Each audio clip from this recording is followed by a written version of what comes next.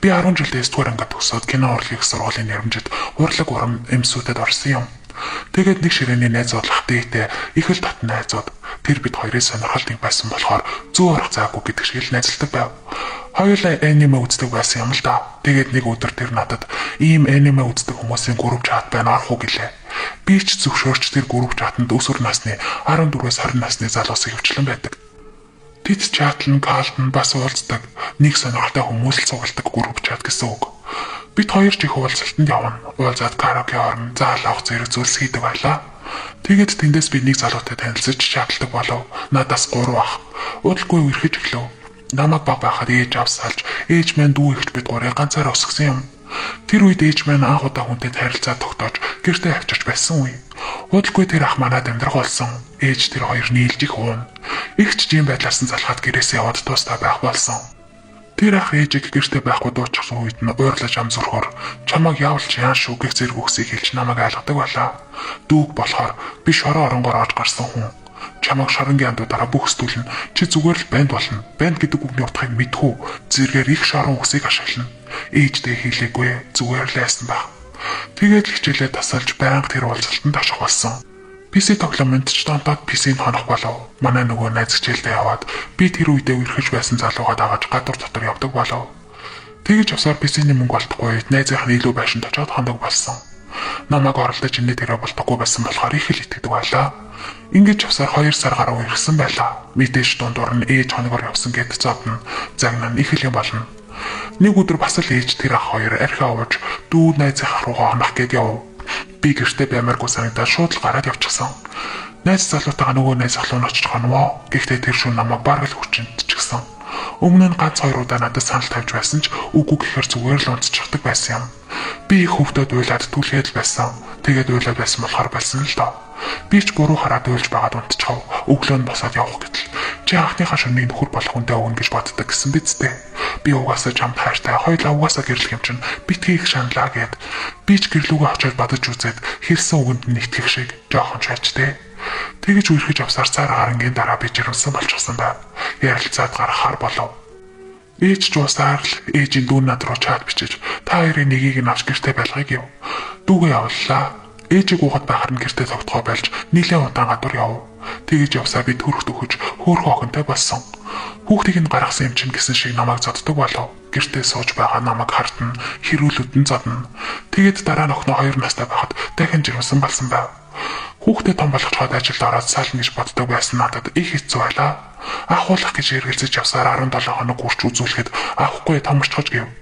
Тэгээд дахиад ийм хүний хүүхдийг гаргана гэхээр их л хэцүү санагдаж нэг өдөр ажилдаа явсан хоовор нь ээж ихч дээрээ өгөөд очив. Ээж маань нөгөө хүнээс салаад ихч дүү хоёртой байдаг болчихсон байсан юм. Гэхдээ эцэггүй 2 хүүхэдтэй болох гэж байгаа намайг тийжээхийг хүсдэггүй байсан баг. Байхгүй хоовор нь гүгээд очихоор л удалгүй түүнийг дуудаад намайг өгөөд явуулчихдаг байв. Тэгээд төрхөөс өмнө нэг түрээсээ юмд ч хамаагүй ороод авъя гэж бодоод цалингд буухыг хүлээж байгаад буухаар нь хамаг юма портер дээр очиад ажилдаа явсан хоовор нь нүчгсэн. Төрсний дараа ихч надтай хамт байдаг болов. Хүүхдийнхээ мөнгөөр хоолоо аваад цалинтай ээж мөнгөөрөө түрээсээ төлөөд болоод л байдаг байв. Жижигхэн хямдхан байсан юм. Нэг залуутай танилцаад хүүхдтэй гэдгээ хэлэлгүй их удаан харилцаж чатаар үерхдэг болов. Тэр үед би 19-тэй харин тэр минь 17-тай байлаа. Яг тэр үед коронавигоос болоод карантинлэгдэж байсан үе. 6 сар чатаар үерхсний эцэст бид анх удаа уулзав. Би тэрнийг видео колоор харж байсан ч тэр намайг харж байгаагүй. Би хичээд нээдэггүй байсан юм. Уулзаад нэгэндээ их таалагдсан. Ингэж хэдэн сар явсаар бид тасаж тэр чих тасаж байгаагаа мэдэрлээ. Үр хүүхдээ нууж явах хэцүү байсан болохоор шийдэж бүх үннээ хэлээд сална гэд блоклоод хайчав. Түүнийг их гомдох зүйл хийсэн дээ. Тэгтэл хэдэн цагийн дараа утас руу минь залгаад гадаа чинь байна хүүхдүүд аваад гараад иргэв. Гараад очтол чамтай танилцсан үеэс эхлээд та гуравт гурвууланд нь тассан. Би чамд хайртай. Яг тэр шиг 2 хүүхэдтэй бас хайртай хамт хайрлана гэв.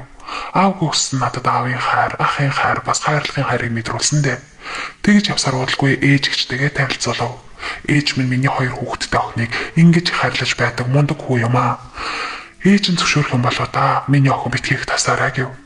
Тэрний ээж намайг мэддэгч мэдний 2 хүүхдийг мэддэггүй гэж боддог байв. Гэтэл тэр минь мэдсэн өдрөө л ээжтэй хэлчихсэн байв. Хэдэн сар ээж нь эсэргүүцэж эхэл юм бол сайтай байсан. Надад юу ч хэлээгүй болохоор мдээгүй зүгээр л мэдэрсэн юм.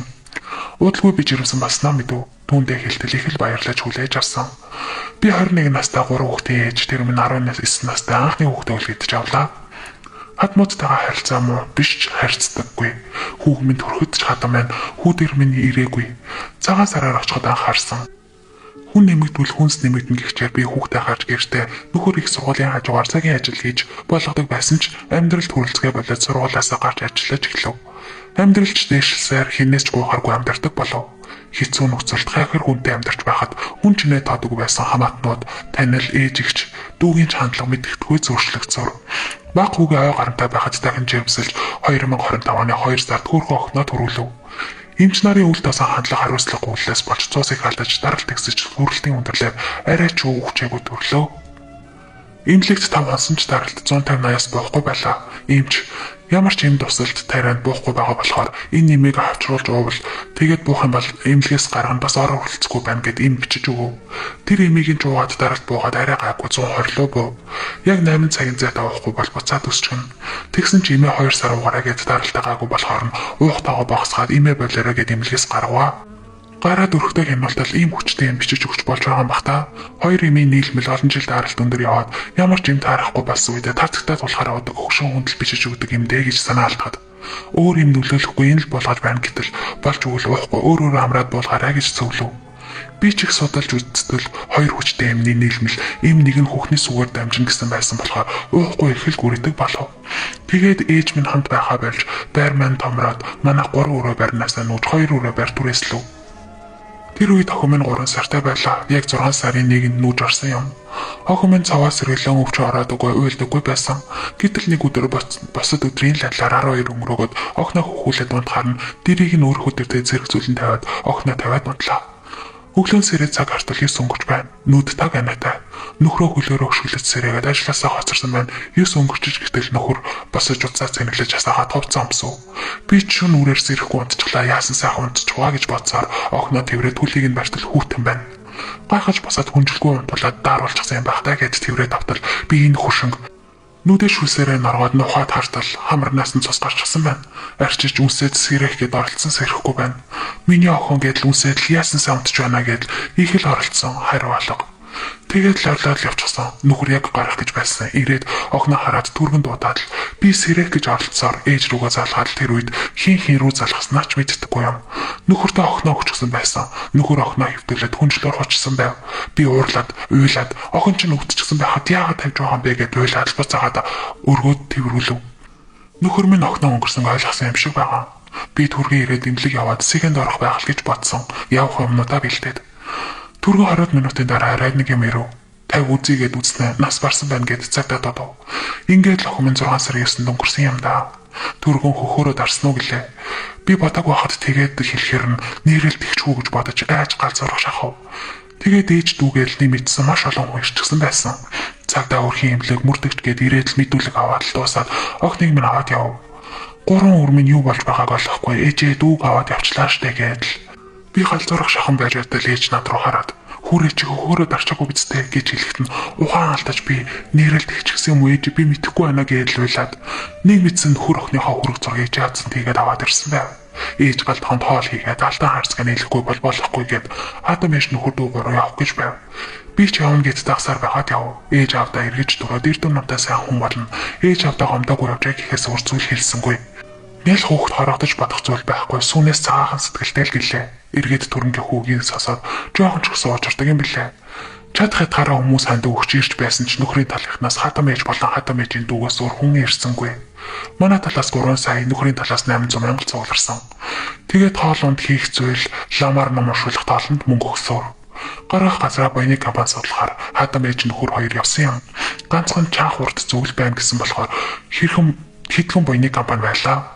5 сая 500 мянгаас доош гэж өгөх газар алдсангүй гэдээ орж ирв. 5 дахь өдөр нь гарах гэсэн 3 дахь өдөр нь гарч хайсан юм л да. Би ч хүмүүс ирээд хандаа олоолаа болохоор аваа ухаан орж мөнгө төгрөг боёны компани мөнгө гэдэл бодож эхлэв. 2 сая төгрөгтэй байсан болохоор бөөн шалгаанд оров. Захирлаасаа мөнгө зээлэхэр болов. Гэтэл зэдний юмны мөнгө бас нэмээд 1 сая төгрөг авчих гэсэн хатам ээж хялам цахим хийгээд Candy Crush тоглоод идэж уугаад суугаад байв. За төрснөөс нөөш ганцлуулсан хүн харамсах зүйлгүй юм байна да гэж тоохгүй сууж байлаа. Нөхөрч яг мөнгийнхаа мэд хэлэхгүй, нөхрөө хараад дуугаа байгаад тэссэнгүй.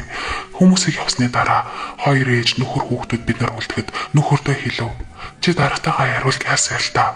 Сайн өдөр нь өнгөрлөө. Эртхэн яриад болохгүй бол өөр арга бодмаар байна гэтэл нөхөр хэдийг авах вэ гэхээр нь 3 сая 500 додж байгаа. Нэмээд 1 сая зэдний юм авна гэтэл хадам ээж муухай харснаа ганцхан миний хүүг шуулж амдарч болохгүй гинэ.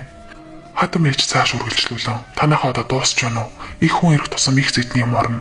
Үсний хойноос өгдөггүйгээс хойш гэдлийг сайн нэмэрч гарлаа. Миний уур хүрээд та угаасаа миний хүүхдэд хаадаггүй юм чинь. Танд ингэж хэлэх амархан л та. Харин надад хэцүү байна. Амьдд нь хийж өгч чадаагүй юм чи ядаж сайхан гаргаж өгмөр байна. Би угаасаа танайханд гомддог. Танайхаас энд хэн байгаа юм бэ? Баярлсан завсан ч манайхан л байдаг. Ганцхан миний хүүхд биш, бас таны хүүхдийн чинь хүүхд үстэй. Би байнга ингэж гэрч зоохгүй. 49 хоногийн дуусгаад ажилд орчих нь өрнөөс нь төлөлцөн. Эцэг нь байж хүүхдийн ажил явдал мөнгө гаргахгүй яах юм бэ гэдээ уйлаад орилж гарав. Манай ээж намайг хэрүүл хийж болдоггүй юм бэл гэж тавьшруулав. Хадам ээж ч гараад явчихлаа. Нөхөр ээжигээ өмөр хайтай. Ээж ч хадам ээжээс уучлахгүй миний охин. Гэртээ харсан болов асуу. Их юм бодогдож байгаа байх гэхээр санаа зовоод залхахад уцаа авахгүй мессеж бичээд орхив. Өглөө нээж рүү залхах ламын дугаар авах гэсэн уцаа авдаггүй. Өдөр арай 2-ын үед өөрөө залгаж байна. Энэ нүгээр буйны капан хайж аваад дуудыг ив. Хоолойн сонс өмнөх өдөр нуучсан цогтуу байв. Бараг цагийн дараа залгаад өөртөө ирээд үзэх хямдхан газар олдохгүй байна гэв. Би ч уурлаад хийх хямдхан газар хайна гэсэн юм. Хүүхдээ машин замаас хоолуул устай ойрхон газар нутаглуулах гээд байхад байнга мөнгө ярих юм гээд нөхрийг даваад яв. 20 минут хүрэхгүй л хурдаа очсон. Хадам ээж рүү залхтал шаартаад бас утас ундрах гээд гэртээ ирчихсэн унтаж байна. Хямдхан юм байхгүй лээ дээ гээд нөхөртөө яаж байхыг сонсоод шарандааны газар руу алхаж байгаад ортол зүг чиг тарах газар байна. Нялх хүүхд юм байна. 3 сая 300 хийж өгье гэв. Баярлаад байсан мөнгөө шилжүүлээд босод зүйлсээ тохироод гарлаа. Охныхоо унтахтаа өмсдөг байсан боодын дээрх эрвэхийг чулуун дээр нь 3-ыг зурулсан. Мөн эсгийн үлгээтэй хэлсэн шигтгээ бантг тэр чимэглэлээр нь хөрөн сэтгэлээсээ хийж өгсөн. Газрын замнаас хоол уул устай орхон тустай нэран блоктой. Яг л миний хайж байсан газар. Ээж нь өөрөө явж байж бүтэг байж тэ миний охин гэж бодсоор гэрлүүгээ хариу. Дарга нь мөнгө зээлэх боломжгүйгээд азар ээжийг чинь 2 сая төгрөг нэмж зээлээд дүүн эмгэл ламбатад 900 мянга тавьж мөнгөнд санаас олдгүй боллоо. Орон шатах зүйлсийг нь ялгаад маргааш нь гаргахаар болж эртгэн унтлаа. Хадам ээж минь ирээгүй. Нөхрийн талаас хинч байхгүй байсан болохоор нөхөрийгөө их өрөвдөж үлээ. Надтай суун гэж бүгдээс нь зөрөө тарьцахгүй байсан болохоор тэр юм болов. Хадам талынхаа их хүмүүстээ хүмүүс шиг санагдаж байлаа. Гэхдээ миний нийлүүлэхгүйгээд их л дургүй байдаг найзууд нь ирсэн. Салхахаас хийгээд хамт нотоглолсон. Очоод чулууг нь хартал зүгээр л 3 ирвэхэд зурвална гэсэн болохоос зураг хөрөг үзүүлээгүй юм. Яг л баадын дээрх зургийг нь хараад зурсан мэт яг адилхан байв. Бодол тавтан чулуу руу харан зогсдоллон ном уншиж байх хооронд чулууг тойроод яг л 3 ирвэхэд тойроод нисэд байсан. Дараа нь хэлэхэд бүгд харсан байсан. Охноо харж зүрхлэхгүй хар цаа явуулахгүй байж байтал лам ээж нь аманд нь сүү тусаагаараа гихтэн их л айж гимшиж хартал яг л тэгсгэл алдаад унчаагүй. 108 зулаа өргөд гэрлүүгээ харах замдаа охныхоо газар их орогдож үлээ. Хүмүүс ч тэр өдөр явж их чимээ хадам ээжийн тал бөө буух гээд байгаа гэд би очив. Би итгэл үнэмшилгүй л дээ. Гэхдээ бодтой юм билээ. Залуухан ах хөөгшин өвгөн болчихсон. Манай нүүж орсон газрыг хүн нас бараад удаагүй газар байна гэсэн. Тэрнээс л болсон юм шиг байсан. Тэгээд 49 хоног сүнсийг тэнүүчлэн явуулахгүй би аваад явлаа л гин. Тэгээд л үйл хийж бөөлж гарав. Надад нялх хүүхдээ ойлгох чимээс сонсогдоод байсан. Дараа нь хичэд хэлсэн тийм үү ээж бас тэр өдөр надад тэгж хэлж байсан гэсэн. Сар гарны дараа хадам ээжийн дүүгэнд ороод 2 охин нь юм өгөөд хайлт юм яриад судал барьнаасаа нүүхүү явах гэж байна гэв. Яасан гэд асуудал тэр үедээ хэлж чадаагүй юм аа. Ах чин сахиустай бүү юм штэ мэдхүү чи гэлээ. Тийм гэсэн гэтэл яг тэр өнгөрдөг өдөр чинь нялх хүүхнээс бараад толгоон дээр нь 2 хүүхэн залуу эмэгтэй хүн энэ хүүхэд үхчихлээгээд зогсож байна гэж зүүдэлсэн гэд үүрээр 6 цагт сэрсэн гэв. Би ч нэг таасгүй сонсоод өнгөрөв. Зарлын шинжилгээний хариу 14 хоног гарна гэсэн боловч гарахтаа 2 сар гарсан болов. Бид 214 хоног болоогүй юу залгасан чинь гараагүй гэж байсан юм. Тэгээд наадмын өмнөхөн залгасан хариуцсан мөрдөгч намралтай авсан байв. Тэгээд таг байж аваад залгаад дуудав. Маргааш ночлол нялхсын гинти өгөл хариу тодорхойгүй өвчнөр бол биш гэв.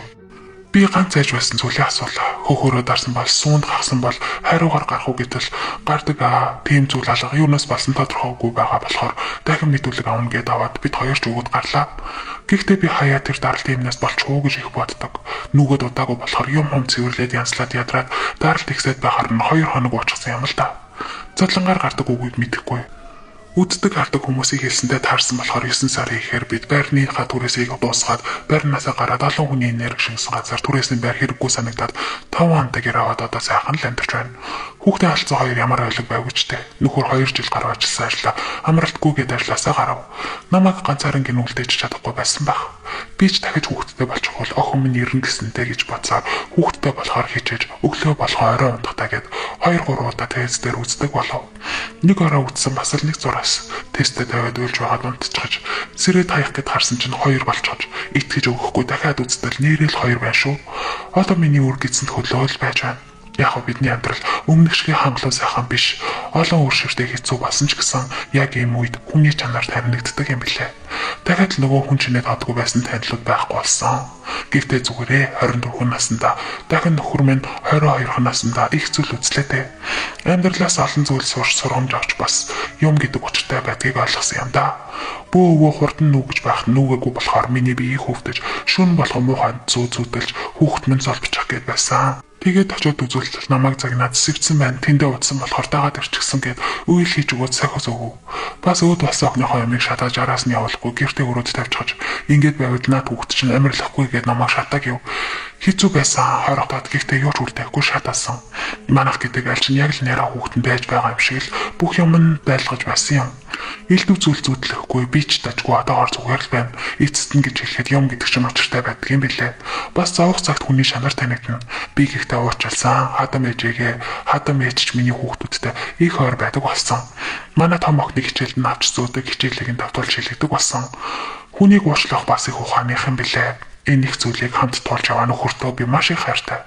Намайг ганц ч удаа буруутгаж байгаагүй түүнийгээ би үгээр идэж өмнөхийг хотхыг сөхөж гомдодогч одоо балтал миний сэтгэл зүг эрүүл байлгах гэж хичээж байгаа чамдаа баярлалаа. Энэ хүртэл уншсан сонссон та нартаа баярлалаа гэсэн байна. Нилээ хурдан уншлаа. Маш урт цагтлаасан болохоор гяс шат дуусгачлаа. За цагтл бичсэн сонсогчдоо маш их баярлалаа.